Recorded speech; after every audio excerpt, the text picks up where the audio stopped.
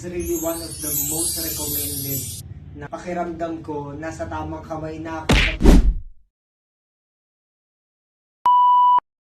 Guys, kasama natin ngayon si Sir Rob, CEO owner ng Hikari Skincare Product. Guys, nakakataba ng puso at binisita tayo ng isang owner ng isang CEO ng sikat na product. Grabe guys, sobrang ganda ng kanilang product at sobrang sikat po ito, lalong-lalo na sa TikTok. Grabe, napapanood ko lang siya sa TikTok pero ngayon andito na siya.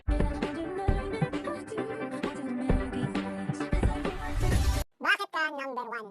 Bakit ka hinahanap-hanap sa kabila ng dami mong pinagdaanan? Bakit ikaw ang laging nasa chismisan? Nako. Sobrang salamat po talaga sa pagpunta dito sa Paranaque para magpa-acupuncture and bonsaiting. Kumusta man naman po after ng treatment natin? At syempre tulad na sinabi ni Sir, salamat din kasi talagang napaka-recommended yung service, yung explanation at yung progress na makikita.